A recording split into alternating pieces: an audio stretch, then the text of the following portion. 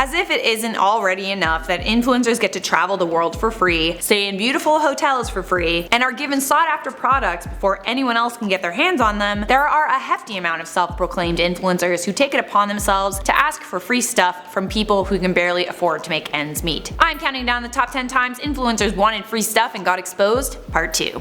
What is gravy? You are watching InformOverload, the channel that simultaneously serves you the hottest tea on the internet and keeps you up to date with the biggest news stories that are currently trending. I'm Charlotte Dobre, thanks for checking out another one of my videos, and if you're new here, what's up? Subscribe and turn on the bell so you never miss a video, and follow us on social media. So before I get into this video, I want to let you guys know that it is part of the business of being an influencer to reach out to brands with pitch decks and your analytics and pitch your business. Professional influencers do have a positive impact on businesses and brands. I know this firsthand. I am far more likely to go to a restaurant or bar or buy an item of clothing or new makeup product if an influencer I follow and trust recommends it to me. Brands often reach out to influencers themselves and offer products for free in exchange for promotion, but it is absolutely not part of the business to write to small family-run establishments and bully them into giving you free stuff. With that being said, let's start things off at number 10. 500 Donuts. Sue Littleton, manager of Donut Monster, which is a very small baked goods company in Hamilton, Ontario, wants social media influencers to know that your thousands of followers don't mean you're entitled to free stuff. Especially not 500 donuts. Sue receives requests for free stuff on a weekly basis. She recalled one time in particular when an influencer asked for 500 free donuts for a stag and dough party. The influencer in question said that there would be 200 people in attendance and they wanted to send guests home with boxes of donuts. I'm sorry, boxes of free donuts as a goodie bag, that is a little excessive, don't you think? Sue said in an interview that she felt pressured to give away product, noting that in the food and beverage business, staff work hard and businesses have low profit margins. Donut Monster's policy is now to never give away free products to influencers. And at 9 on our list, we got Mom, Can You Fund My Lifestyle? So remember that influencer couple who wanted their fans to pay for their vacation around the world? Well, they apparently admitted that the guy's mom works 2 jobs to pay for their lifestyle. Another _beautiful_day_official are an influencer couple, Kat and Elena. They went viral after they created a GoFundMe where they asked fans to pay for their vacation. They wanted $11,000. Well, in a deleted post about the GoFundMe, Kat and Elena wrote this: "At this very moment, my mother is funding us. She works 2 jobs and has not much herself. We didn't ask her for money, but she loves that she's able to help. Mom, I want you to know that it is not only us but hundreds of others that benefit from your help." I've got a question. Me? How do hundreds of others benefit from your mom paying for your lifestyle? Of course, after their followers saw this post, they turned on them, and rightfully so, my friends. And at number 8 on our list, we got the open letter. Susie Diamond, owner of Rolling Rock Boutique in Scottsdale, Arizona, wrote an open letter to influencers after she finally realized that they weren't helping her small business. Susie claims that she was paying $1,500 for one post on social media, as well as giving $500 worth of clothing to influencers. Susie believed that paying these influencers to model her clothes was the key to success, but eventually realized that the investment wasn't paying off. If she kept going, she would be out of business. Since she wrote her open letter refusing influencers free clothes, she and her business went viral and business is booming. She expanded to a 2,400 square foot space, and even though she stopped giving out free clothes, she still gets messages from influencers. Around 40 minimum a day. The messages say things like, "Hi, love your boutique, love your vibe, would love to give you great content and a great picture for the low price of $1,500. That's not a lot, is it? And at 7, we got Laura's Little Bakery. Laura's Little Bakery is a bakery in Liverpool that went viral in 2017 for their response to a talent agency managing Love Island star Malin Anderson called Touch Management. So the talent agency explains in an email that Malin wants a cake for her boyfriend's birthday. The bigger the better. In exchange, she will post a few pics on her social media for her hundreds of thousands of followers. The bakery responded with, "Hi, I can fit this in with you, but it would be a paid order as it would be for anyone else, including the many high-profile customers I already have." Response? "Hi, thanks for coming back to me. That's fine. A lot of people we work with are extremely happy to do in exchange for social promo, as this kind of promo would usually cost brands £500 per post. No worries though, we've actually found someone." Laura responds, exposure doesn't pay my bills, and I'll be honest, I think it's a disgrace that companies like you go to small independent businesses asking for free stuff, regardless of what you think the promo might do for their business, which is in fact, not a lot, I can assure you. Oh, here's a little fun fact for ya. According to a study on influencers, the majority of the Love Island cast had high levels of fake followers. Amber Rose Gill's following, for example, is 65% fake. In at 6 on our list, we got CVT Soft Serve Part 2. Now this one was yet another request for CVT Soft Serve to give free ice cream. If you don't remember CVT Soft Serve, it's that ice cream truck in LA that started charging influencers double. Okay, so he got a request via email for free ice cream. The request said, "Hi CVT, my name is blank and I work for blank. Are you available on 11-9 for her birthday party? I'd love to jump on a call to discuss a comp for social trade. Signed, Social Media Coordinator." Oh, but wait till you see CVT's response. "Dearest blank, your boss is a household name with over 100 IMDb credits, one of which was a series regular role on a show that ran for 9 years. I'm not much of a gambler, but I'd be willing to bet that she can afford our catering rates given that she has a social media coordinator on her payroll." He went on, "We are the definition of a small business, a true mom and pop run by my wife, myself, and 1 employee. We support our family of 4 children on US currency, not celebrity social media posts. F off, Joe." Oh, Joe. I'm really wondering who sent that email. It's a woman. Any guesses? Let me know in the comments. Halfway there at number 5, free food that no one's going to actually eat. A catering company called Scrumdiddlyumptious Catering went viral for their response to an influencer wanting free wedding food. But they didn't just want some free food. Oh no! No. They wanted free food for 300 to 320 guests. Their Instagram post said, "I recently had a Southeast Queensland-based influencer ask me to provide a stunningly large amount of food for 300 to 320 estimated guests for free. All of this was going to be rewarded with a few posts from food bloggers and influencers." When offered a discounted rate, the influencer responded with, "Well, very few people actually eat, so it's not a huge thing for us. But we obviously do need to ensure we have food, and it's more about how it looks rather than it being a lot."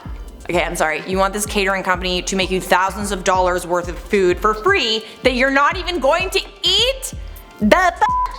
Alright, sliding into 4 on our list, banned for life. A social media influencer tried to scam her way into getting a free upgrade to business class on the airline Cathay Pacific. Her name is Jacqueline, and she says that she was sent an email that allowed her an upgrade from premium as long as there was space on the flight. This is the email. It says, "Because of your social network, we would like to formally extend a business class upgrade to you on the day of your flight, should any tickets still be available at check-in." So she showed up to the Taipei airport on May 30th, 2019 with the email and was declined the upgrade. She tried again on her return journey from New York on June 7th and was then told she was not allowed to board the plane. A staff member accused her of trying to get an upgrade with a fake email, and she was forced to pay another $1,400 for her return flight home. Cathay Pacific confirmed that the email was fraudulent after they asked Jacqueline to provide the embedded information so they could trace the email, and she couldn't provide it. Instead, she pulled the whole "you're gonna hear from my lawyer."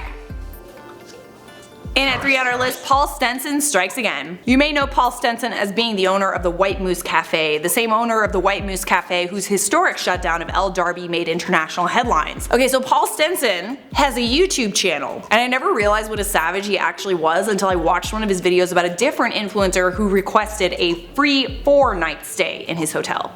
As you can see in our fact sheet below, we are building a strong social media presence as micro-influencers. What the f*** is a micro-influencer? You're either a f***ing influencer or if you're not. What are there macro-influencers too? What the f*** is a Jason, do you know what a micro-influencer is? Oh my god, I love him. I love him. How have these micro-influencers not heard of the White Moose Cafe? Influencers, by the way, if you're watching, do yourselves a favor and don't send Paul Stenson your pitch packages, okay? Paul then goes on to check out the followers of these micro-influencers who emailed him only to discover that all of their followers are bots. But why explain it when I can show you? Editors, roll the clip. But let's click into someone that follows these travel micro-influencers. Who better to click in than somebody called someone? Let's click into someone, 2 posts. Very strange, no? Paul Stenson, you, my good sir, are a savage. In at 2 on our list, you're irrelevant. A bar in Australia called Bulletin Place went viral in September of 2019 for their viral response to an influencer wanting free stuff. They shared a private DM conversation with said influencer that went like this. I will be blocking out the influencer's name for a specific reason, but I'll get to that in a second, you'll get why. Hey guys, I really like the look of your bar and have never been before. It would be great to promote you on my Instagram. All of my followers are Sydney based, so you'll get lots of interaction. To which Bulletin Place responded, that would be great, thanks. The influencer responds, I can do a couple posts for you in exchange for drinks. To which the bar responds, yeah, nah. Good luck with your influencing, mate. Following up with, cheers bruzzy, good luck with your bar. Never actually seen your bar. I'm booked out anyway with all the other relevant bars in Sydney. We were just listed the top 100 bars in the world. Booked out? I'm glad margaritas can pay the rent, you peasant. Ha ha ha, I don't drink margaritas. I'm not a homeless cunt or a pussy. Good luck with your shit bar that you think is so great but no one knows about. Anyways, I've got more relevant bars to talk to. Thanks for messaging back though with such a nice response. Whoa there, Nelly. Anyways, the shared DM conversation went viral for obvious reasons and gained the bar a ton of new followers. But then the influencer in question claimed that he was hacked and it wasn't really him who sent those DMs. Really?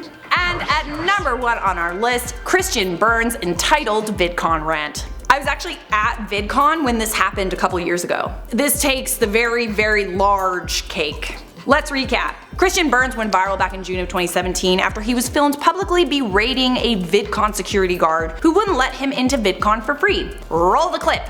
I don't even know this guy. Be quiet, but you're famous, you're not. So that doesn't make you any better. I have a lot more money. Okay, so listen to me. Listen to me. You're not human being like a dog. I'm not doing anything. I'm out here. You're not famous. You're relevant. You're like. Oh man. Oh man, oh man, oh man. I don't even know how the security guard kept his cool and stopped himself from punching Christian Burns in the face. Anyways, don't feel too bad for the security guard. His name is Joseph Hernandez and he actually became an Instagram star because of this incident. Christian Burns' Instagram account, however, was deleted and he was publicly shamed. Since then, I hear he's going on offensive TikTok rants. I swear, it's people like Christian Burns that give all influencers a bad name. Alright, let me know which one was the most entitled influencer on this list. I'm gonna respond to some comments from part 1. Internet said what they should do is start reviewing restaurants, paying for the food, then if people start going and say, hey, I heard about your restaurant from so and so's channel, maybe the restaurant will come to you and make a deal. I think that's a great idea, and actually that's how it works when you're trying to get into the business of being an influencer. Buying products from brands you like, show that brand that you've already spent your money and posted about the product, and then they'll be more likely to sponsor you and pay you for it. That's what a professional does. And Sophie said, I have a beauty blog on Instagram. I never go out and ask for free stuff, but I work with a local marketing firm that arranges collaborations for me and a bunch of micro influencers. So I do get to do sponsored posts here and there. I also do this too, Anne, and it does help restaurants and bars when there's 8 to 10 micro influencers all eating at one place and posting about it at the same time. There is a right way to be an influencer for sure. Bianca Lyon said, I don't know how I came across this woman, but she cracks me up. I like you. Alright, that's it for me. Thanks for watching. Please leave a like on this video if you enjoyed it. Honestly, please leave a like because you guys have no idea how hard this was to research. I do not think I can do a part 3 after this because I went through every single Google search, like 9 pages of influencer wanted free stuff Google searches. That's it. That's all there is. Thank you and subscribe. Jesus, take the wheel. Both hands. 10 and 2. Let's go. Listen, babe. Love your boutique. Cast members had I can't do it. There we go. That was a little snap. No, you're gonna hear from my lawyer. Because I have a lawyer. I have 5 lawyers. Because I'm a social media influencer. That's convenient. What? Someone hacked my Instagram and like wanted to go to this bar. Like, obviously. Excuse me. Like, but honestly though, no one's gonna eat at a wedding. Like, give me a break. Oh my god, this was such an insane time. You don't know about this, do you? Alright, it's crazy, man. You're irrelevant. I have so much more money than you. Let me in. Eat a